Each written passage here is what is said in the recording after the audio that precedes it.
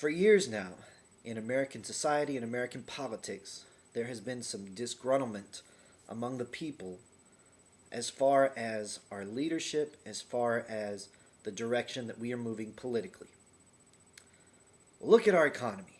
Can't our leaders do something about that? What's George W. Bush doing to improve our economy? What is Barack Obama doing to improve our economy?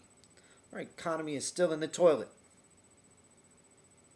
Well, most of those people don't understand that the real power in the United States is not in the president. The president has the power to stop things from happening. They have the power of veto.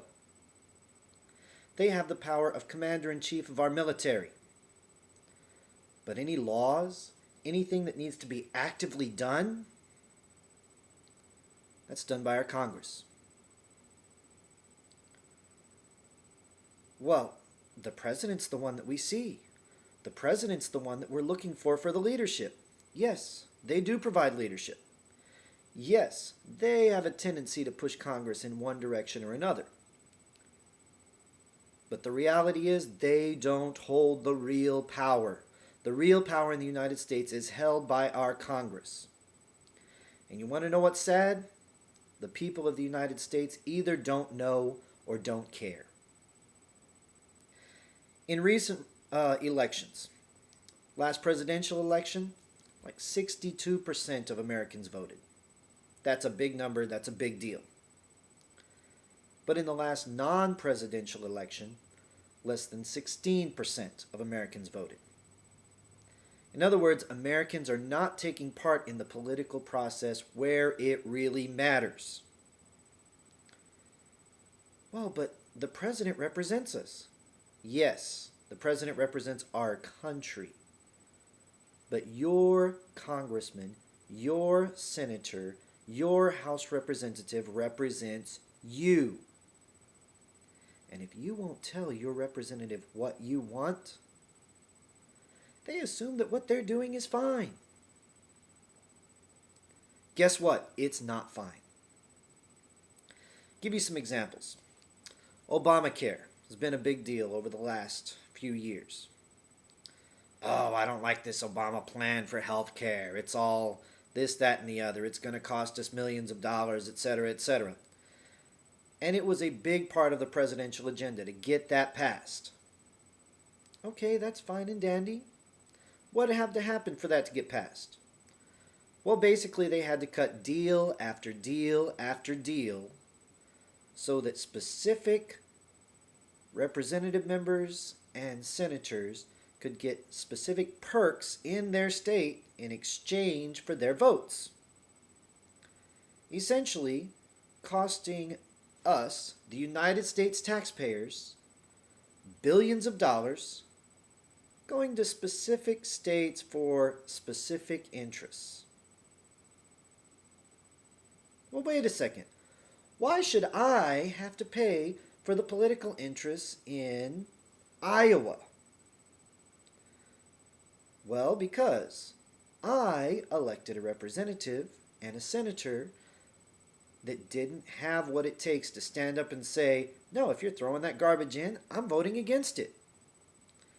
No, they were saying, I think we need to pass this no matter what it takes. And if it costs a couple extra $1 billion, that's okay.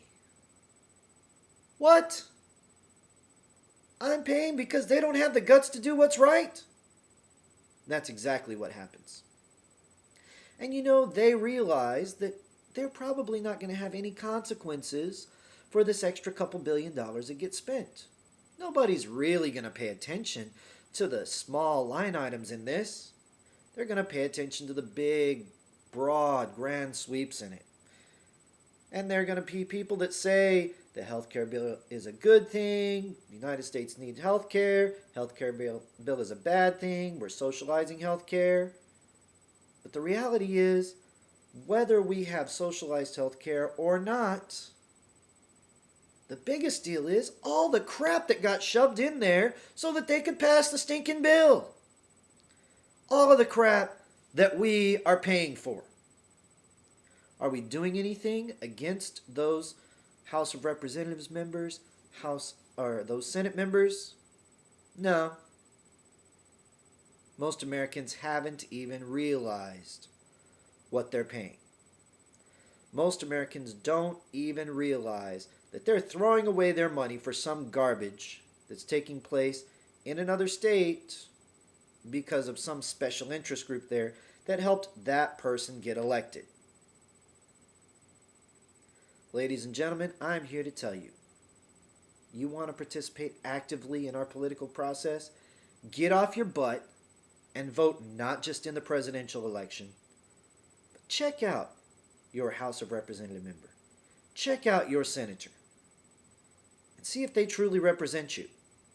See if they at least show up.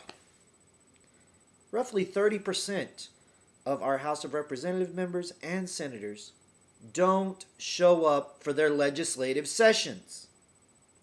30% don't show up? Well, what are they doing? I'll tell you what they're doing. They're living on the salary that you're paying them and enjoying it. And guess what? You vote them out? That's okay. They have a sweet, fat retirement sitting for them. What? You mean I pay for them even if they're not working for me? Yes. You pay for them even if they're not working for you. You pay for them any way that it goes. Once you've elected them there, they received a golden ticket for the rest of their life. And there's not a thing you can do about it now. What you can do about it is take care of the future. Next election coming up, look into the candidates. See whether they at least bother to show up. See what they're voting for. What are their real political interests? Do they represent you? Or do they represent somebody that helped them get elected?